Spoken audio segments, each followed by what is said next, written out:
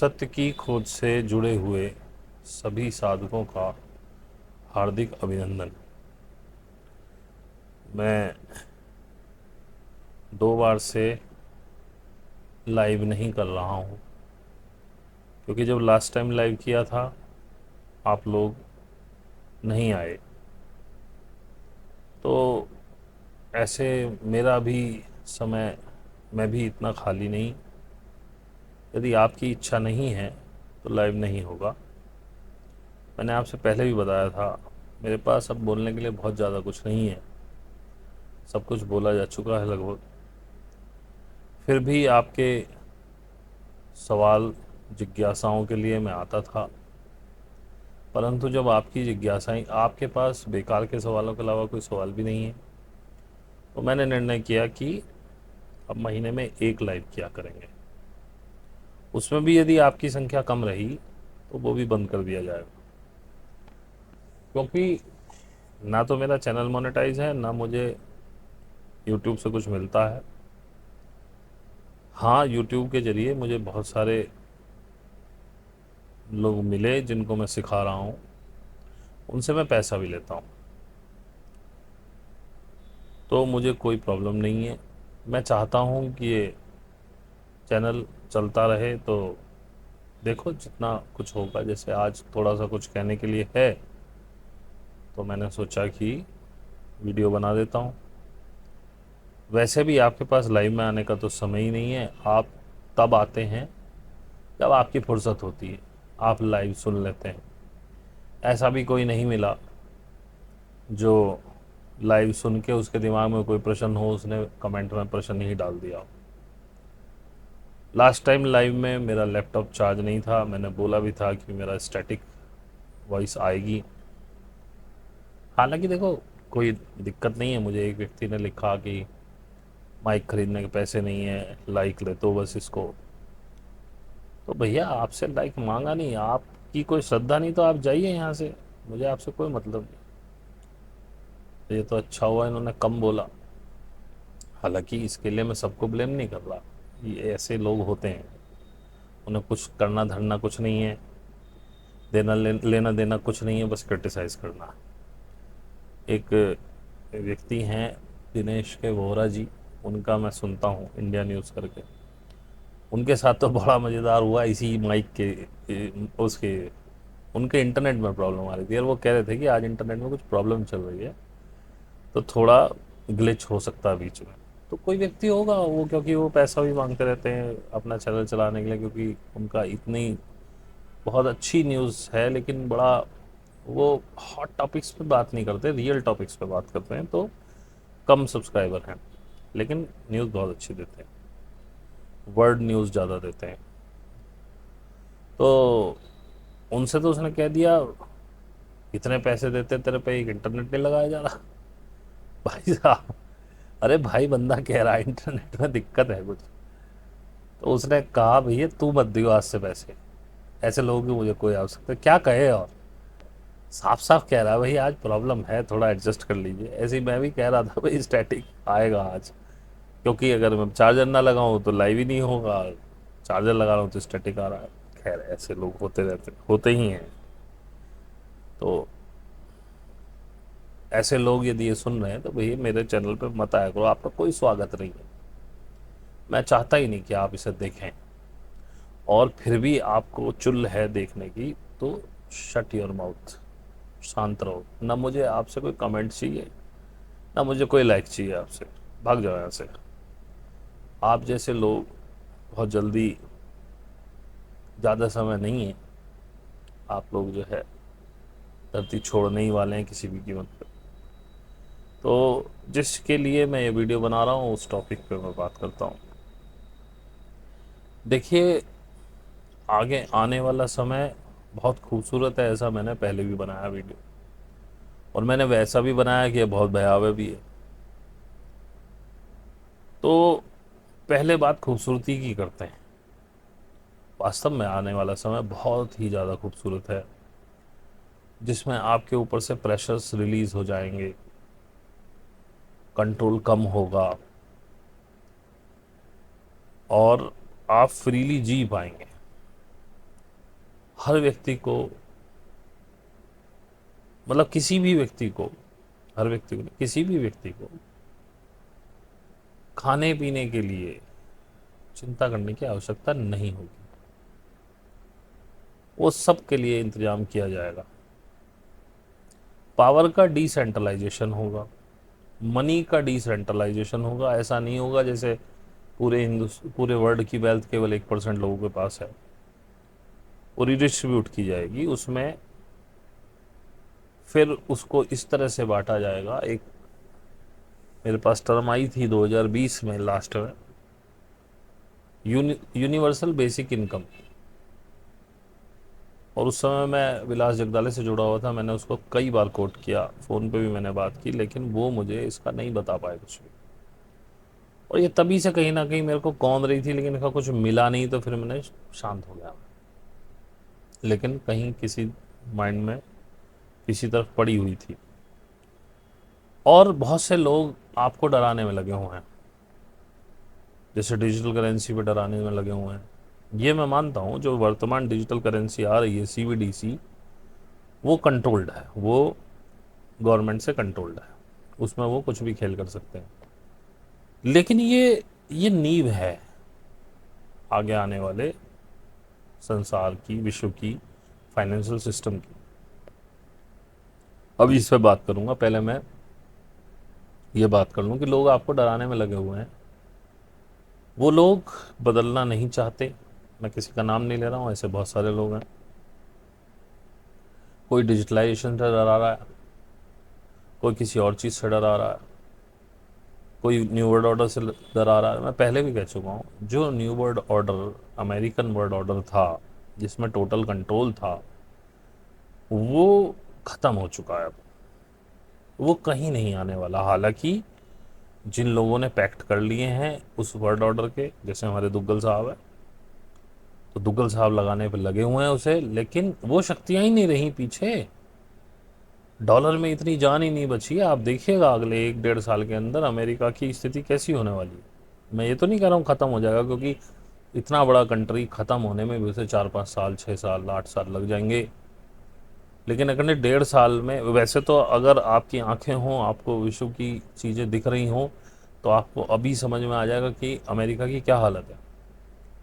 Iran जैसे देश, Yemen जैसे देश से डर के भागना पड़ा हूतियों से उसे। अभी कल की न्यूज़ है, वहाँ के किसी मिलिट्री ऑफिशियल ने ट्वीट किया है कि हमारे पास केवल 8 दिन का गोला बारूद है। अगर हमारी किसी से 1-to-1 फाइट हो जाए तो हम 8 दिन से ज़्यादा सर्वाइव नहीं कर पाएंगे। क्योंकि वो बोल रहा था कि 1960 तक का जो गोला बारूद हमारे पास पड़ा हुआ था, वो सब यूक्रेन और इसराइल को पेल दिया उन्होंने, सारा खाली हो गया वो अमेरिका।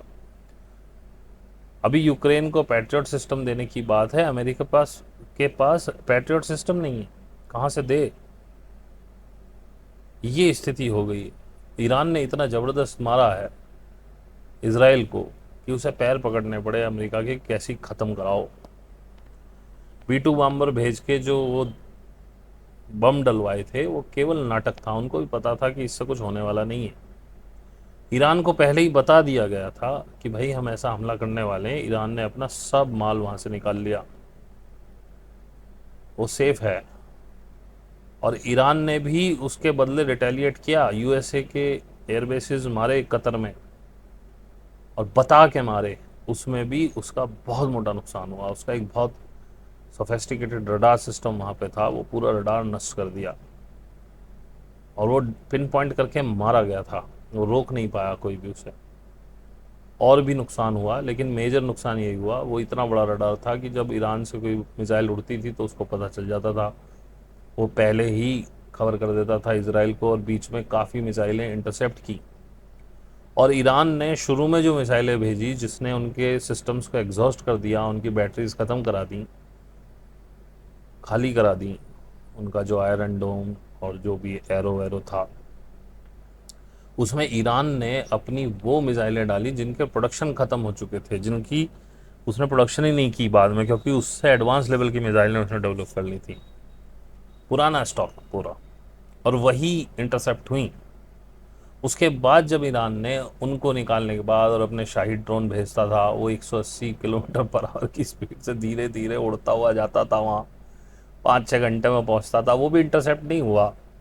तो उसकी स्लोनेस ही इतनी थी, उसे वो उसके आयरन डोम के उसमें ही नहीं आता वो, उससे मारा। और ऊपर से फिर उसने जो अपनी असली बैलिस्टिक मिसाइलें डाली, जो बाद जो लेटेस्ट वाली, लेटेस्ट तो अभी भी नहीं डाली, उसी ने ठोक दिया पूरा खैर, तो मैं ये बता रहा हूँ कि अमेरिका टोटल फेल हुआ उसमें। अमेरिका को बहुत बड़ा झटका लगा, इसराइल को झटका लगा। यूक्रेन की हालत ख़राब करी रखी है। यूक्रेन के पीछे पूरा नाटो खड़ा हुआ है, जर्मनी है, फ्रांस है, अमेरिका है, इंग्लैंड है। बाकी जो छोटे मोटे देशों ने तो गिने ही मत, क्योंकि उनकी कोई बहुत बड़ी सामरिक पावर नहीं है।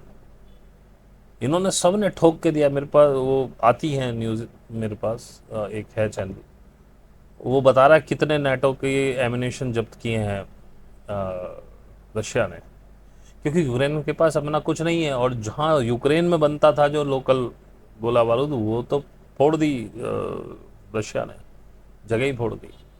ये मैं आपको क्यों बता रहा हूँ, ये मैं इसलिए बता रहा हूँ थोड़ा आपको पता चले कि वर्ल्ड ऑर्डर कैसे चल रहा है। अमेरिका को लगा था कि तू बॉस है, तू जो चाहेगा वो करेगा। अमेरिका ने एक डिज़ाइन किया न्यू वर्ल्ड ऑर्डर, उस पर काम करना शुरू किया, क्योंकि एलिट क्लास को ये तो पता था कि 2030 तक ये चीज़ें फ्री करनी पड़ेंगी। तो फ्री के नाम पे ऐसा सिस्टम लेके आ रहे थे कि आप फिर से गुलाम रहे। क्योंकि उस समय मेरे दिमाग में एक ही बात थी कि गुलाम तो आप अभी भी हैं, अभी भी वो जैसे चाहे आपको नचा रहे हैं, जो चाहे खिला रहे हैं, जो चाहे पिला रहे हैं, आर्टिफिशियल फूड खिला रहे हैं, उसी से आपको बीमार करा रहे हैं और उस फिर अपनी दवाइयाँ बेच रहे हैं। तो उनको पता था कि ये सब छोड़ना पड़ेगा, तो उन्होंने ये डिज़ाइन किया था न्यू वर्ल्ड ऑर्डर, इसके बारे में बलारा वगैरह और ये विलास वगैरह बोल रहे थे। लेकिन एक बात समझो कि हर चीज़ उनके हिसाब से नहीं होती।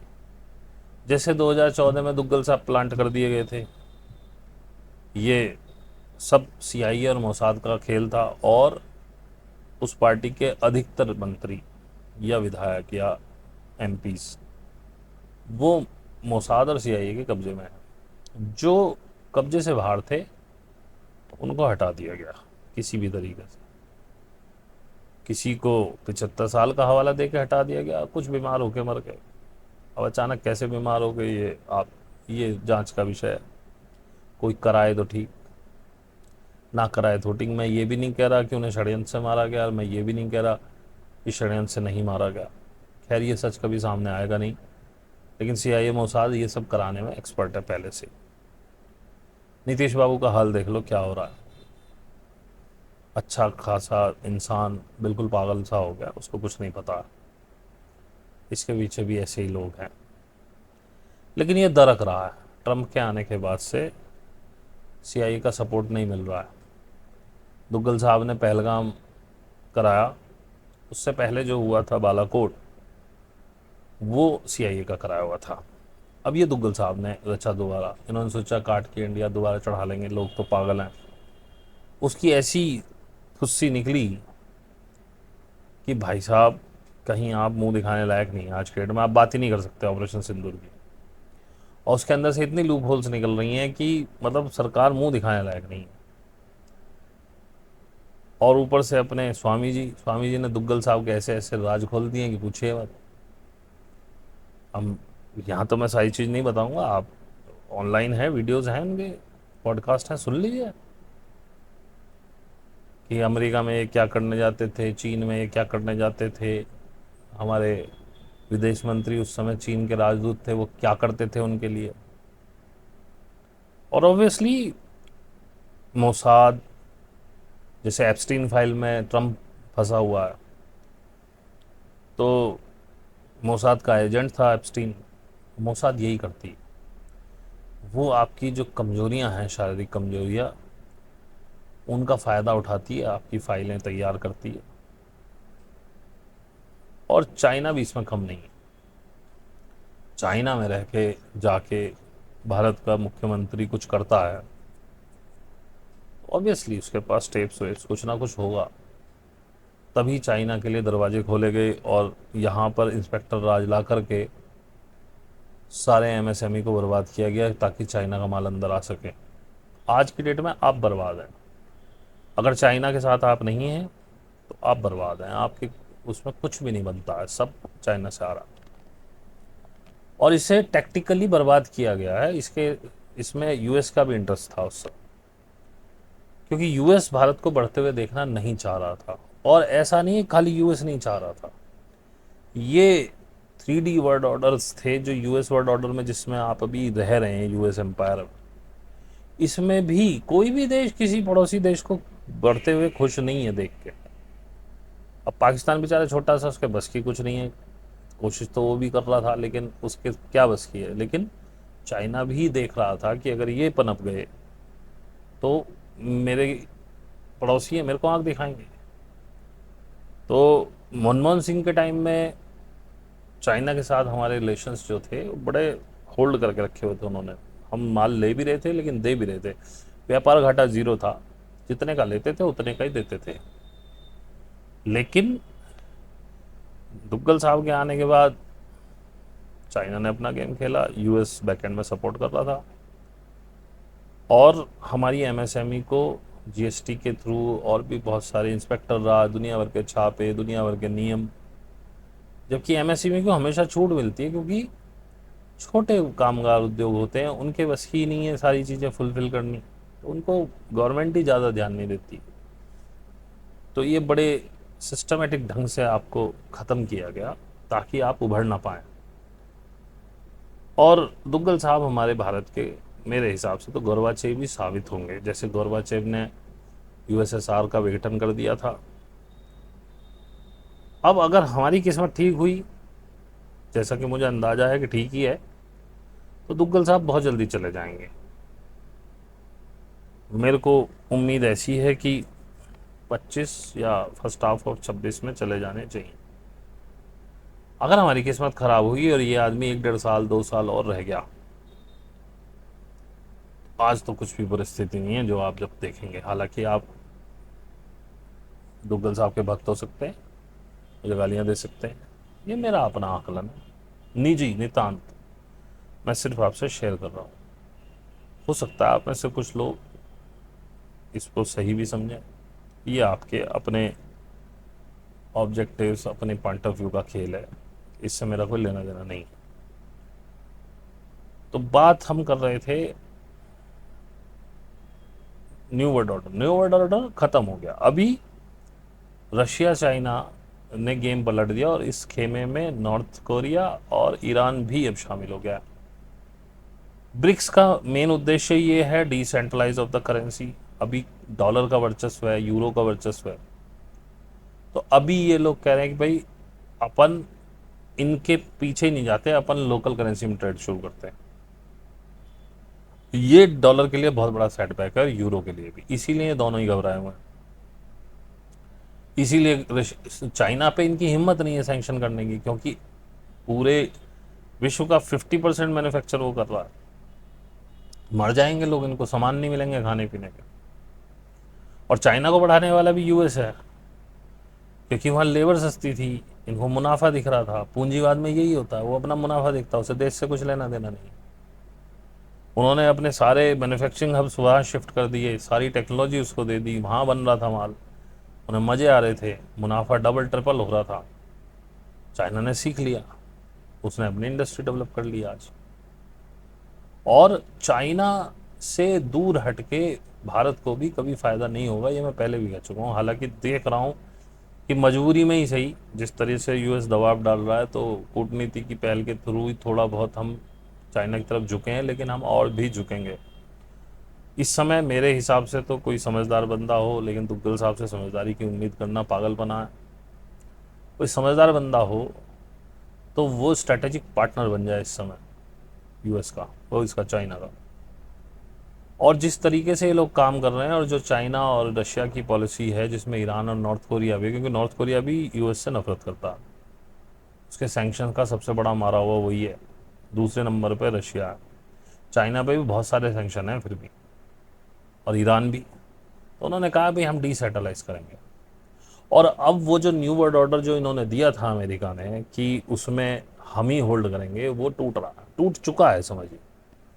अभी जो पावर शिफ्ट हो रही है, बड़े बड़े अर्थशास्त्री, बड़े बड़े जो एक्सपर्ट्स हैं, वो कह रहे हैं कि पावर ईस्ट की तरफ शिफ्ट हो रही है, रशिया चाइना की तरफ। और ये होगा ही, क्योंकि ये मुझे बहुत पहले बता दिया गया था, तब मेरे लिए भी विश्वास करना मुश्किल था, तो मैंने सुन लिया था कि, और मैंने शायद बताया भी था किसी वीडियो में, कि रशिया चाइना पे शिफ्ट होगा। और रशिया चाइना की जो पॉलिसी है वो डोमिनेशन की नहीं है, कि हम अपना होल्ड नहीं करेंगे, अपनी करेंसी को होल्ड नहीं, पूरे वर्ल्ड की करेंसी नहीं बनाएंगे यूएस की तरह। उनका काम है डिसेंट्रलाइज इकोनॉमी करने का। और इसमें कोई वर्ड ऑर्डर हो नहीं सकता, इसमें ज़्यादा कोई किसी पे दबाव डाल नहीं सकता। जिस देश को जिससे ट्रेड करना है अपनी करेंसी में कर ले, कॉमन करेंसी जैसी कोई चीज़ नहीं होगी, सैंक्शन भी नहीं होंगे, इसलिए रेस्ट्रिक्शंस भी नहीं होंगी। ये चल रहा है। अफ्रीका में बहुत सारे देश, अफ्रीका से फ्रांस का पूरा वर्चस्व ख़त्म हो चुका है।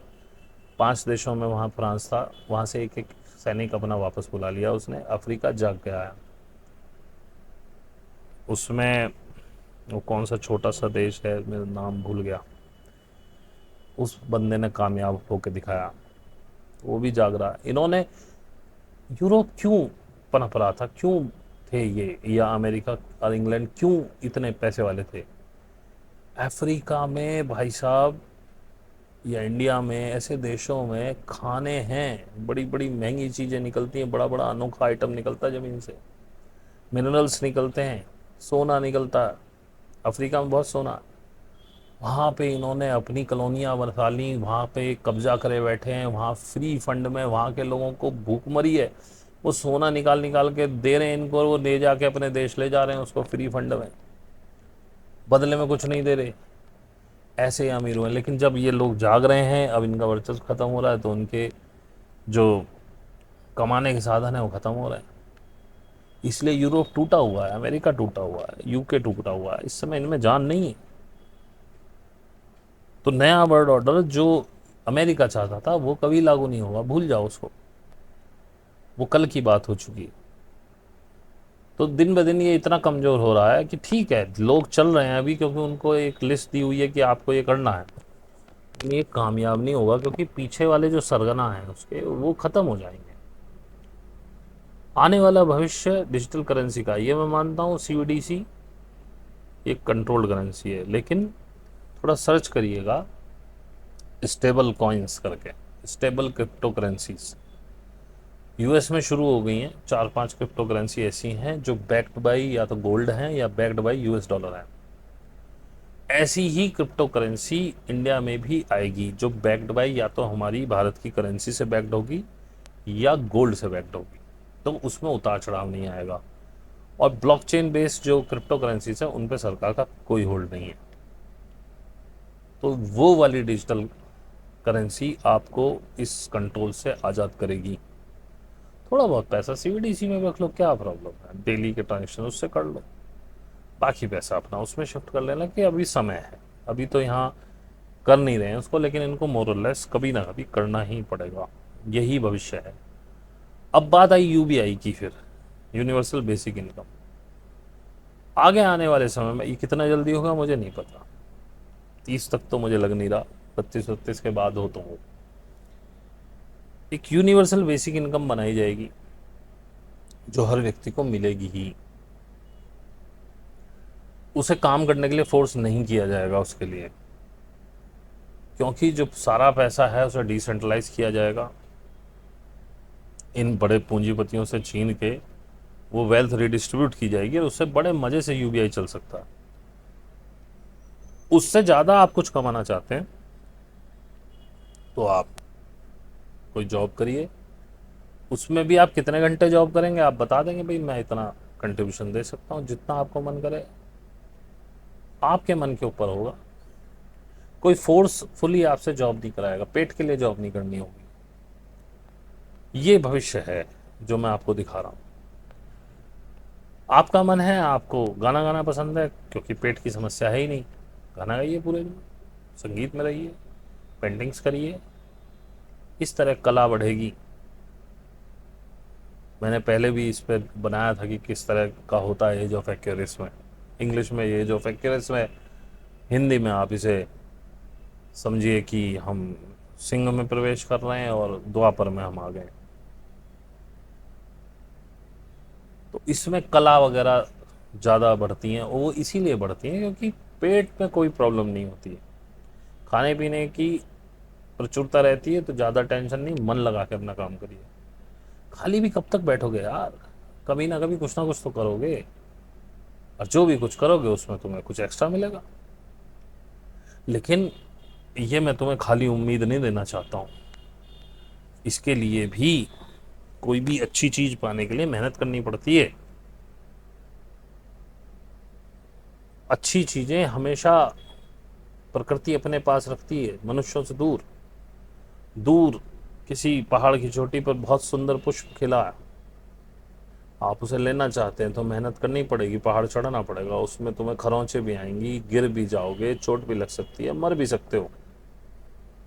तो मैं आपको खोखली उम्मीद नहीं देना चाहता हूँ और लोगों की तरह कि बहुत बढ़िया हो रहा, बढ़िया तो होना ही है, लेकिन आपकी एलिजिबिलिटी है उस बढ़िया में जाने की। बहुत भयंकर नरसंहार होगा, आप नरसंहार में तो घुस ही चुके हैं, हो ही रहा है, गाजा में हो रहा है, यूक्रेन में हो रहा है, और भी फ्रंट खुलने को तैयार हैं। विश्व युद्ध में आप प्रवेश कर चुके हैं। जापान के एक व्यक्ति हैं कोई बड़े, उनका नाम, क्योंकि जापानीज हमें याद नहीं रहते नाम, उन्होंने कहा we are already in third world war. इतने सारे फ्रंट खुल चुके हैं, सुखबुगाहट शुरू, ऐसी ही वर्ल्ड वॉर शुरू होती है। साउथ कोरिया नॉर्थ कोरिया का फ्रंट खुला हुआ है, इधर चाइना ताइवान का फ्रंट खुला हुआ है, इधर ईरान और मिडिल ईस्ट में इसराइल के साथ फ्रंट खुला हुआ है, सीरिया में फिर बमबारी कर दी उसने, उधर यूक्रेन चल ही रहा है, इधर अफ्रीका में भी गेम चल रहे हैं। भीषण नरसंहार, और इधर संहार का काम चल रहा है, और इधर से नया बिल्डअप शुरू हो रहा है। ये सब दोनों साथ साथ चल रहे हैं ऐसे। लेकिन क्योंकि इतनी बड़ी चीज से संहार आ रहा है, ये आपको दिखाई दे रहा, और ये बॉटम से चल रहा है, ये आपको दिखाई नहीं दे रहा। 27-28 तक जाके कहीं ऐसे बराबर दिखाई देंगे, तब आपको लगेगा हाँ सृजन भी हो रहा भाई। बहुतों की आहुतियां लगेंगी, आपके बिल्कुल बिलव्ड वन चले जाएंगे आपके हाथों में, क्योंकि ऐसी कॉन्शियसनेस, जिनको पता है कि ये व्यक्ति जिस शरीर में मैं हूँ ये अब सुधरने वाला नहीं है, उन्होंने खुद ही डिसाइड कर लिया कि हम ये पृथ्वी छोड़ देंगे, ताकि डेंस एनवायरनमेंट से लाइट एनवायरनमेंट हो, अच्छी कॉन्शियसनेस का लोग ज़्यादा हों, और कलेक्टिव कॉन्शियसनेस बढ़ तो अब भी रही है रोज। इसीलिए मैं बार बार आपसे कहता हूँ कि साधना करो, साधना करोगे, कॉन्शियसनेस बढ़ाओगे, यही आपका उपकार है। अभी मेरे पास एक किसी का मेल आया, कल की कुछ करके था उसका, वॉरियर, कल की वॉरियर कुछ करके, मैं आपसे जुड़ना चाहता हूँ जी, कलेक्टिव हम साधना करेंगे जी, हम ये करेंगे, हम लोगों हमारे लोगों का उद्धार करना, फलाना ढिमकाना। मैं भैया सुन, अपने को नहीं आता ये कुछ भी, और मैं परम नास्तिक हूँ। पहली बात तो तू कल की वाला है, तो तेरा मेरा कोई मेल ही नहीं है, फिर भी तेरा मन हो तो मैं पैसे लेता हूँ सिखाने के, और यहाँ कलेक्टिव वलेक्टिव कुछ है नहीं। पर तू इतनी बकवास लिख चुका है ऊपर, मुझे नहीं लगता तू कर पाएगा, सोच समझ कर ही हो, आज तक तो कोई भाई का मेल है नहीं। ये ऐसे लोग मेरे से तो, मेरे पास आया ही मत करो। मैं परम नास्तिक हूँ, मेरा कोई भगवान में मान्यता नहीं है, मैं स्वयं में मान्यता रखता हूँ। मैं भी परमात्मा हूँ, तुम भी परमात्मा हो, मैं जान गया हूँ, तुम्हें जानना है बस। तो ये ना समझे कि ये इतना अच्छा समय आपको ऐसे ही मिल जाएगा, भयंकर संहार होगा, क्योंकि पुरानी सारी चीजें नष्ट करने के बाद ही नए का उदय होता है। तो आप उस नरसंहार में यदि बच गए, यदि आप अपनी कॉन्शियसनेस को शिफ्ट कर पाए, तब जाके आप उस, जिसकी मैं आपको परिकल्पना दे रहा हूं, वहां तक पहुंचेंगे। और बिल्कुल बेफिक्र रहिए, भविष्य डिजिटल करेंसी का ही है, आपको आना ही पड़ेगा। शुरुआत में सीबीडीसी में आई है, ऐसा तो है नहीं गवर्नमेंट सीबीडीसी में आते ही आपके खाते फ्रीज कर देगी। सीबीडीसी भी एक तरह से आपका लोकल अकाउंट होता है आपके निजी वॉलेट में आता है, लेकिन मैं मानता हूँ वो कंट्रोलेबल है, फिर भी मानता हूँ वो कंट्रोलेबल है। लेकिन अगर उसके आधारित, उससे बैकड आउट, हमारी मुद्रा से बैकड आउट या हमारे सोने से बैकड आउट कोई stable coin, stable crypto launch होती है, जो होगी ही, क्रिप्टो का अब रुकने वाला नहीं, उस पे किसी सरकार का कोई वो नहीं चलेगा। वो आपका अपना पैसा, अपना बैंक है आपका, अपना वॉलेट, और बिल्कुल प्राइवेट वॉलेट है आपका, उसे कोई ब्रेक नहीं कर पाएगा।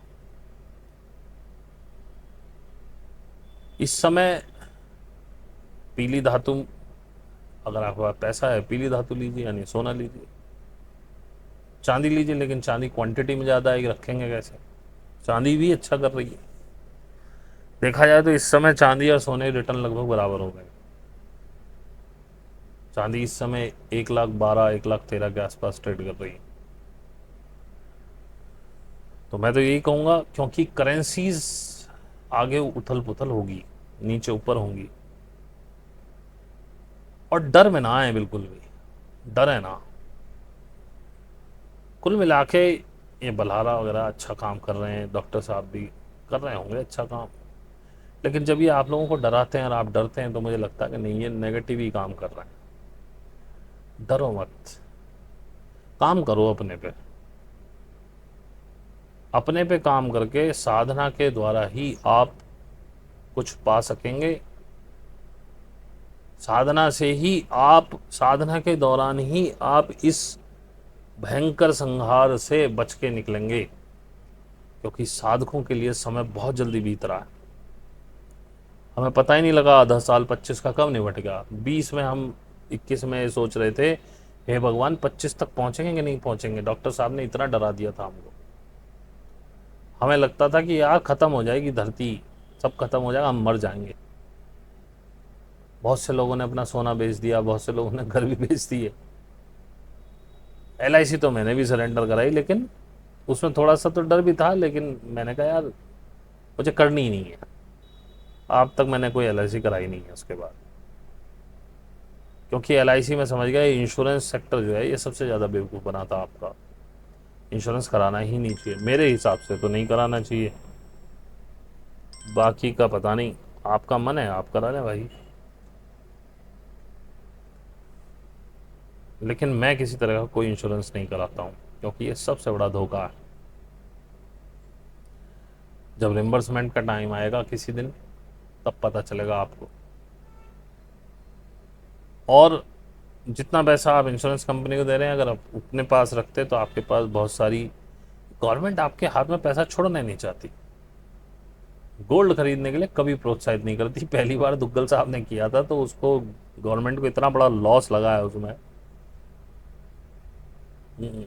गोल्ड वाला जो बॉन्ड आया था, कि वो बंद ही करना पड़ा। कभी भी गवर्नमेंट ने आपको गोल्ड खरीदने के लिए बॉन्ड किया ही नहीं कभी भी, और इन्होंने पहली बार किया। अब वही है ना, जैसा जितना आदमी की सोच है वैसा ही तो काम करेगा। दुग्गल साहब ने केवल जो है एक्सपोर्ट ड्यूटी बचाने के लिए इनको बोले यार क्यों फिजिकल गोल्ड खरीदते हो, हम आपको सॉवरिन गारंटी पे गोल्ड बॉन्ड देंगे।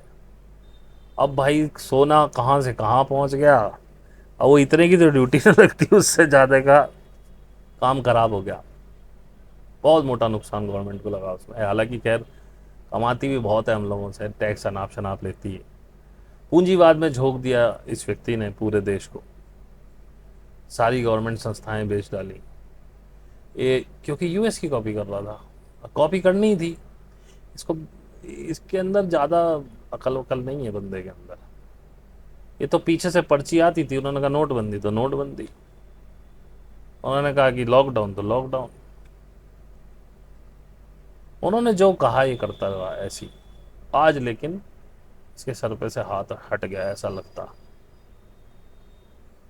क्योंकि अब बाबूजी के कोई काम सेट नहीं हो रहे, हर तरफ से थू थू हो रही है।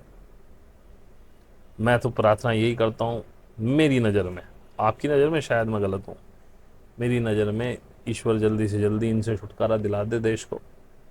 देश हित में मेरा कुछ नहीं बिगड़ना, और मेरे हिसाब से हो भी जाना चाहिए जल्दी। कितनी जल्दी होता पता नहीं, लेकिन फिर भी अगर मैं, मेरी इंट्यूशन गलत हुई और ये 1.5-2 साल और रह गए, अभी आपके शरीर पर कच्चे बनियान हैं। बनियान तो ये बनियान और कच्चे आगे आगे से दिखाई देंगे, पीछे से तो निकाल के ले ही जाएगा। और ये मत समझिए कि मेरी दुग्गल साहब से कोई निजी नफरत है। मैं तो सिर्फ जो चीज़ें मुझे दिखी हैं, जो मैंने एनालाइज की हैं, उसके बिहाफ पे बोल रहा हूँ। बाकी मेरे हाथ में ना इन्हें बनाना है ना बिगाड़ना है।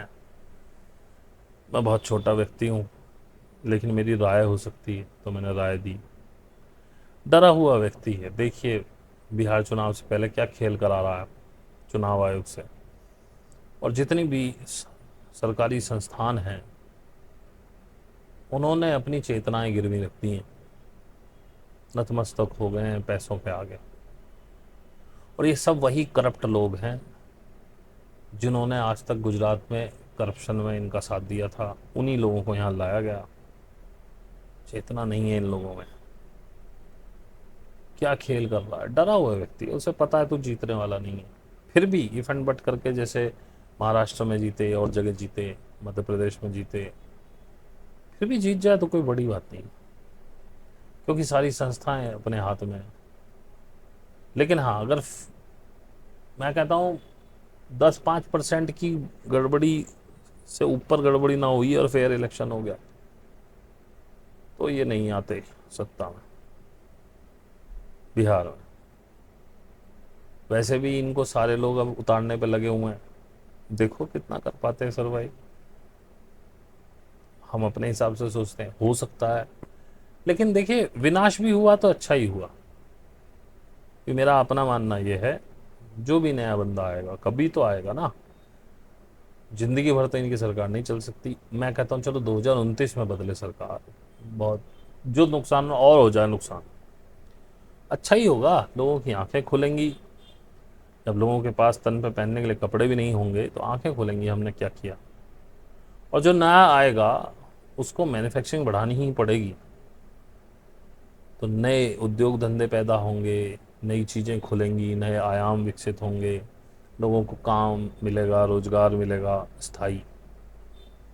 तो विनाश अच्छा ही है, और विनाश प्रकृति कराती ही इसलिए। लेकिन बस इतना कहना चाहता हूँ कि आज तक इस पूरे वर्ल्ड में किसी ने किसी को पनपने नहीं दिया। भारत में क्योंकि जनसंख्या ज़्यादा है, कैलिबर बहुत है, हम एक अच्छे बाजार हैं, और हम एक समय पे खुद ही बना के खुद ही खा रहे थे, तो हम बहुत स्टेबल थे। लेकिन जब ग्लोबलाइजेशन में और कंपनीज को यहाँ आने दिया तो उन्होंने एक्सप्लॉइट किया इसका बुरी तरह से। और अब आप देखें विदेशी कंपनियों की मोनोपोली है यहाँ पे, जैसे कि ब्लेड में जिलेट। एक ब्लेड बेचने के लिए एड्स जैसा इतना लंबा खेल रचाया गया, जबकि मैंने पहले भी कहा था कि आपकी जानकारी में कोई एड्स का मरीज हो तो बताओ। इक्का दुक्का हो सकता है बहुत। उसमें एक एक मेरी ग्रुप की लेडी ने लिखा कि मेरे भाई का दोस्त है, उसको एड्स है। इक्का दुक्का हो सकता है क्योंकि वायरस बनाया था, और एड्स की जांच यदि उसकी सही से करा दी जाए तो एड्स नहीं निकलेगा। वो इम्यूनिटी कमजोर होने को एड्स का नाम दे देते हैं, क्योंकि इसका ना कोई टेस्ट बना ना कोई वायरस हुआ, ये सिर्फ ब्लेड बेचने के लिए। और आपको लगता है यार 5 रुपए के 2 रुपए के ब्लेड के पीछे क्या है भाई साहब, अकेले इंडिया में कितने करोड़ों का ब्लेड जो रोज यूज होता है आप सोचिए। क्योंकि इसी डर ने वो हाथ वाले उस तरह खत्म कर दिए। और आप भी किसी नाई के पास जाते हो, भाई ब्लेड बदल लियो, और जो भी ब्लेड का ब्रांड बढ़िया निकल के आता है। जैसे एक ब्लेड का ब्रांड चल रहा था विल्किंसन स्वॉर्ड करके, क्योंकि 7 o'clock और जिलेट तो बहुत हाई फाई हो चुका है, बजट से बाहर है, नॉर्मल मिडिल क्लास के। तो विल्किंसन का बहुत अच्छा ब्लेड था भाई साहब, उसे भी जिलेट ने खरीद लिया। जितने बढ़िया ब्रांड हैं ब्लेड्स में, सब पे जिलेट का ठप्पा लगा हुआ मिलेगा आपको। इन्होंने सबसे पहले आते ही कोका कोला ने पार्ले की, थम्स अप, लिम्का, माजा, गोल्ड स्पॉट, ये पूरी कहानी खरीद ली। जितने की वर्थ नहीं थी दुगना पैसा दे दे, जाओ साइलेंट रहो, एंट्री करा ली, दोबारा इस बिजनेस में नहीं आओगे 10-15 साल, और ये वाले ब्रांड कभी नहीं चलाओगे। ब्रांडी खरीद डाले पूरे। थम्स अप लिप्का को डिच नहीं कर पाया, इसलिए वो चलानी पड़ी उसे। गोल्ड स्पॉट बंद कर दी, अपनी फैंटा ले आया। तो इस तरह से मोनोपोली करते हैं। आज की डेट में बाजार केवल दो लोगों में बटा हुआ है, पेप्सी और कोका कोला। अपने अंबानी जी लेके आए कैंपा, लेकिन चल नहीं पा रहा ब्रांड। हालांकि वो भी पैसे वाले हैं, कर रहे हैं पूरा खेल, देखते हैं क्या होता। खैर मैं तो बहुत समय से नहीं पी रहा हूँ कोल्ड ड्रिंक, बहुत पहले से ही छोड़ चुका हूँ, मुझे इससे कोई मतलब। मैं सिर्फ आपको बातें बता रहा हूँ कि किस तरह से आपके बाजार पे कब्जा हुआ है। अब ये बातें कितनी आपकी समझ में आ रही है कितनी नहीं मुझे नहीं पता, लेकिन मेरा आपको सिर्फ यही उद्देश्य था इसे बनाने का कि एक तो न्यू वर्ल्ड ऑर्डर जिससे आप डर रहे हैं वो कभी नहीं आएगा। अब डिसेंट्रलाइज पावर आएगी, और डिसेंट्रलाइज पावर में कोई भी खैर मुख्तार नहीं होता, कोई भी किसी का कंट्रोल नहीं होता। पावर शिफ्टिंग होगी चाइना रशिया की तरफ। इंडिया भी सूनर और लेटर उसी ग्रुप में जाएगा, जाना ही पड़ेगा, इसके पास कोई और रास्ता नहीं है। अभी चले जाओगे तो इज्जत रहेगी, बाद में जाओगे तो भाई दुत्कारे जाओगे, लेकिन जाना तो तुम्हें पड़ेगा। इंडिया भी एक बड़ा कंट्री है, बड़ी इकोनॉमी है, तो इसकी इज्जत रहेगी हमेशा, ऐसी बात नहीं है। क्योंकि विदेशी उसमें भी रिश्ते उल्टे मतलब सर्कमस्टांसिस के हिसाब से बिगड़ते बनते रहते हैं। किसी ज़माने में इराक ईरान युद्ध में रशिया इराक के साथ खड़ा था, आज वो ईरान के साथ खड़ा है। तो ऐसा होता रहता है। आने वाला समय वास्तव में बहुत बढ़िया है, लेकिन उसे बड़े ही संयम से, बड़ी मेहनत से पाया जाएगा, इतना आसान नहीं है। कुर्सी की पेटी बांध लीजिए, आने वाला हर महीना कठिन से कठिन, कठिन से कठिन होता जाएगा, कम से कम 2030 तक। इसमें सृजन भी बराबर चालू हो ही चुका है, इसकी आप चिंता ही मत करिए। लेकिन आप अपने निजी लोगों को खोने वाले हैं, उसके लिए डिटैच होना एक साधक ही उससे जूझ पाएगा, नहीं तो आप भी मर जाएंगे, उनके उनके दुख में मर जाएंगे। जनसंख्या वास्तव में बहुत कम होने वाली है, इसमें कोई दो राय नहीं। जो 3D वर्ल्ड में उलझे हुए हैं उनका कोई भविष्य नहीं है। उनकी उल्टी गिनती शुरू हो गई, 26 में मर जाएं, 27 में मर जाएं, 28 में मर जाएं, 29 में मर जाएं, 32 तक ये प्रोग्राम चलने वाला। लेकिन 30 तक आते आते जनसंख्या इतनी कम हो जाएगी कि मरने वाले जो मरेंगे उनके आपको पता भी नहीं चलेगा। ये मैं गारंटी से कह सकता हूँ, आने वाला समय बहुत सुंदर, बहुत बढ़िया, भविष्य बहुत बढ़िया। वहाँ तक पहुँचना कठिन है। मैं आपको बिना मतलब की कोई वो नहीं देना चाहता हूँ। मैंने आपको बताया भी था, ग्रेट सोलर फ्लैश शुरू हो चुकी है, बस ये महीना लास्ट है उसका।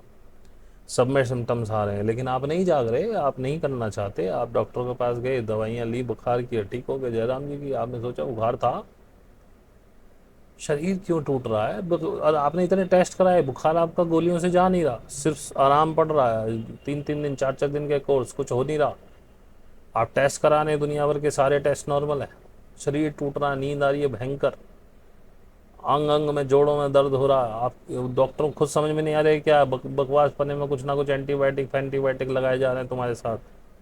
वो 4-5-6 दिन का प्रोसेस होता है, उसके बाद आपका बुखार खत्म हो गया। जयराम जी की असेंशन सिम्टम्स आपके अंदर आ गए, लेकिन आप अभी उसको समझ ही नहीं पा रहे।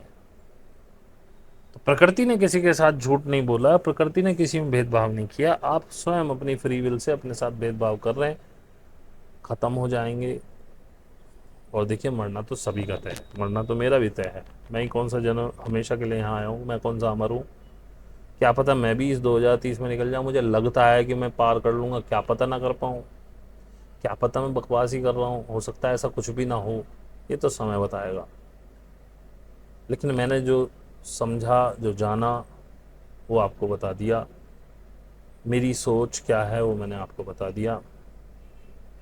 आप मेरी सोच से सहमत हो सकते हैं, असहमत हो सकते हैं, लेकिन माफ़ करना, ये मेरी अपनी सोच है, अपना एनालिसिस है। आप इससे सहमत हैं, बहुत अच्छी बात है, असहमत है तो भी बहुत अच्छी बात है।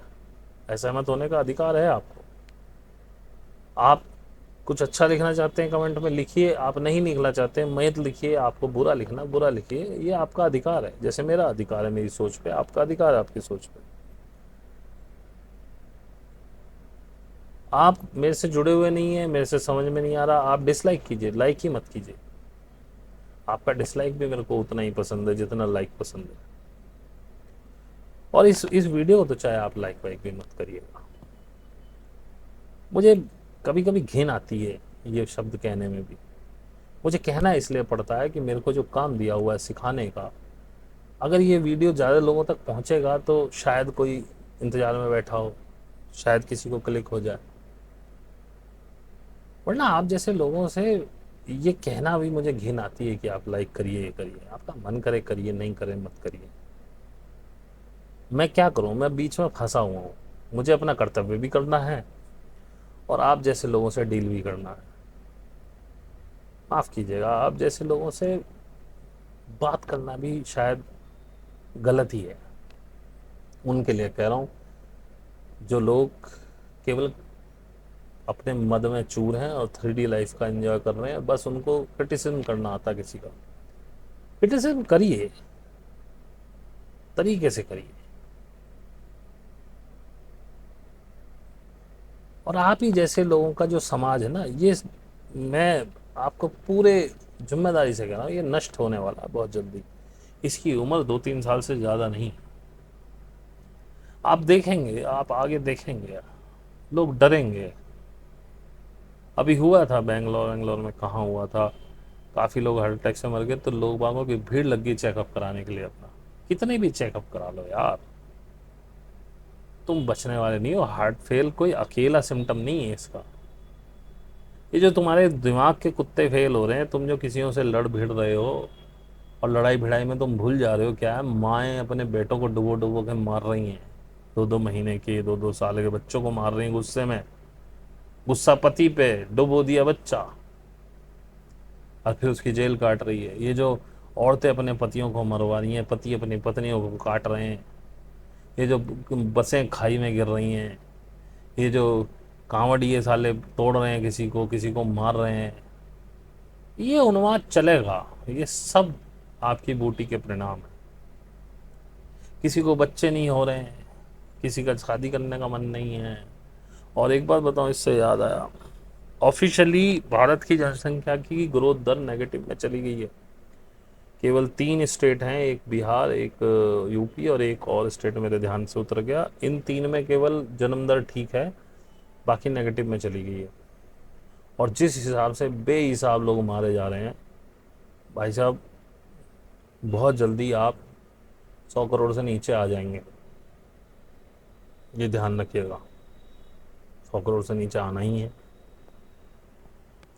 चलिए, कुछ आसमान साफ होगा, आराम होगा। आगे क्या होगा ये तो कोई नहीं जानता, मैं भी नहीं जानता। मैं भी सिर्फ अपना जितना मेरा दिमाग है उससे अंदाजे लगा रहा हूँ। ये सही भी हो सकता है, गलत भी हो सकता है, अच्छा लगे ठीक, ना अच्छा लगे ठीक। किसी को हताहत किया हो, मैं क्षमा प्रार्थी हूँ। मेरी कोई मंशा नहीं है आपको किसी को भी हताहत करने की, किसी को दिल को चोट पहुँचाने की। मैं सिर्फ अपनी बात कह रहा हूँ। इसमें भी किसी को बुरा लगा हो तो I am very much sorry.